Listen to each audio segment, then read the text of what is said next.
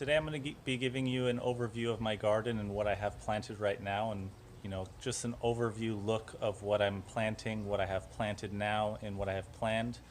I'm also going to update you on the onions, potatoes, and garlic that I planted so you can see how those are doing, and look at the lettuce also. So here we go. Today is January 23rd. I'm going to take a second clipping of the lettuce. As you can see, it's grown pretty good. It's pretty massive now, actually bigger than it was before when I first clipped it. The first time I clipped it, it was January 13th, so this is the second time, and today is February 23rd. So this is the second time that I'm gonna take the lettuce from this plant, and we'll see if I can get a third or fourth time out of it, hopefully in a month or so. So I'm gonna cut the lettuce and I'll show you what it looks like after. So this is what it looks like after I cut it. This time I'm going to leave some smaller leaves on it to kind of take in sunlight and nutrients better. As you can see, about a half of a grocery bag full of lettuce. Pretty good. I'm going to take some more because we're going to eat dinner tonight at a family's house, so probably have several of us eating it. So yeah, second clipping.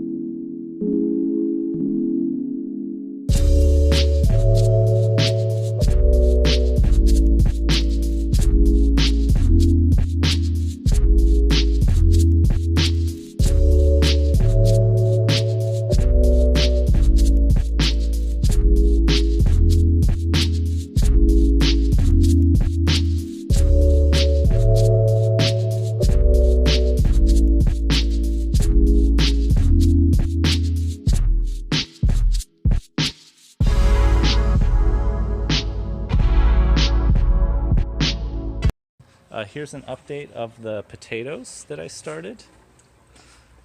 As you can see, they are growing nicely.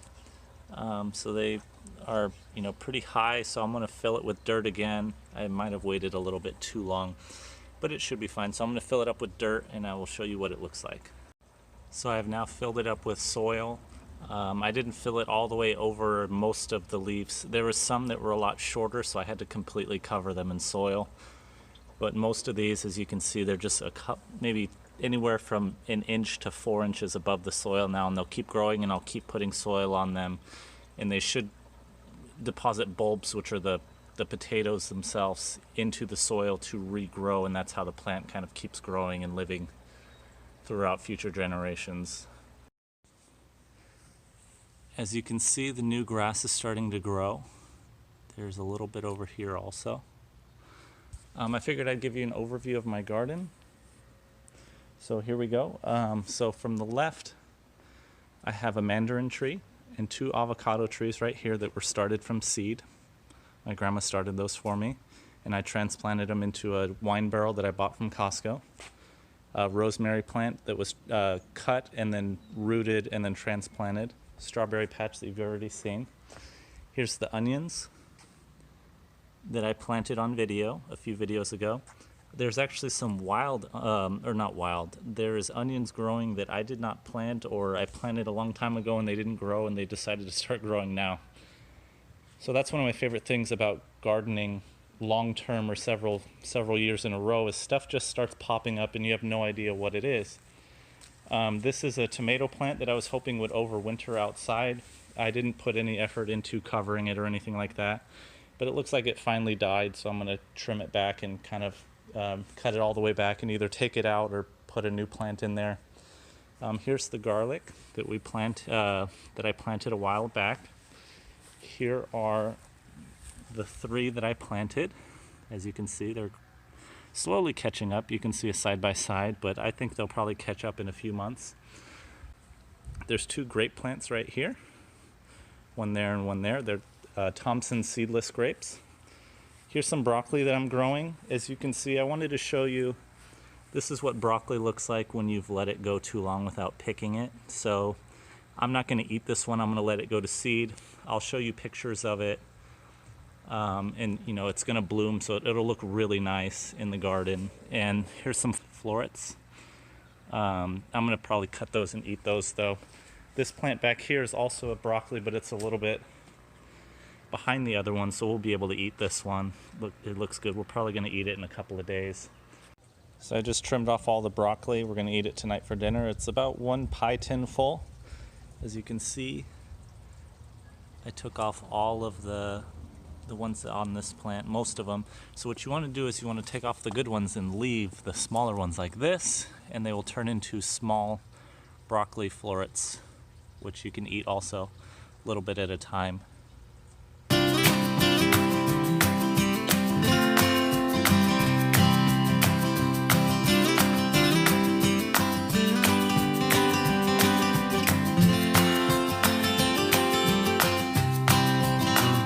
So right here is a jalapeno plant that's overwintered for 4 years now in my backyard. I haven't covered it or anything.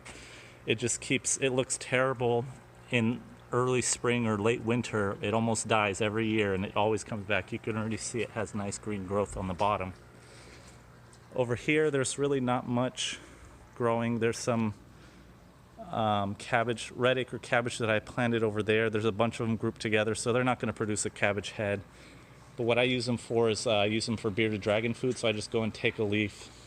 I'll take a leaf and then I'll just chop it up and give it to the bearded dragons because the cabbage leaves are really good for them. Then we have the hydroponic system over here. There's the potato planter that I have planted right now. Blueberry plant that is now blossoming really nicely, so we should have some really nice blueberries this year. There's a small palm tree that I found growing. It grew out of a little seed pod. I'll show you a picture of that.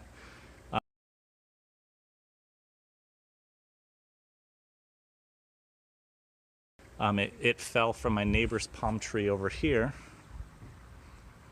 and fell into our backyard, and it rooted itself in the strawberry patch, so I transplanted it into there. Figure I'll see if it will grow or not. Here's the other hydroponic system. So we have some lettuce growing here, a couple of collard green plants that kind of overwintered.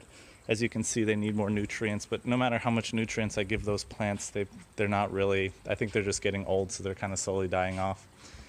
Here's lettuce, an old bell pepper plant that I need to take out. I'll put a new plant in there.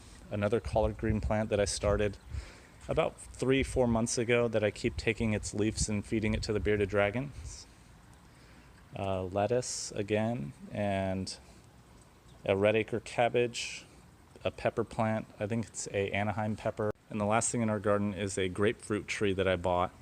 It had a bunch of blossoms last year, but they all fell off for some reason. So I'm really hoping that it'll blossom and produce some fruit this year. A neighbor of mine said that I could use or eat some of their grapefruit, but unfortunately it doesn't taste like anything and it's really bad. So I'm kind of hoping that mine will be better. So here's a slow overview of my garden. As you can see, you can get a lot done with a small amount of space. So the RV pad is 12 feet wide and the garden over here is 10 feet by 20 feet long. So you can get a lot done, and you know, we eat from it quite often and it's really nice to have in the backyard. I also wanted to point out the cabbage head is forming really nicely. As you can see, that's what it's going to grow. A little bit bigger, and then we're going to eat it soon, probably within the next week or so. This one over here is starting to form right here, so you can see it right there. So it's going to grow right. This is the cabbage head that's forming. So it'll be nice that one's going to come in quite a bit later. Also, when you trim your cabbage, you're going to want to cut it right around here. As you can see, there's little cabbage heads forming, so you can actually try not to cut those off, and they'll form small cabbage heads that you can eat later on also. So you can get, you know, one big cabbage head and quite a few small cabbage heads from one cabbage plant. I forgot to mention that this is my compost tumbler. I've had it for about 6 years now, and it's been working really well. It breaks down the food really good.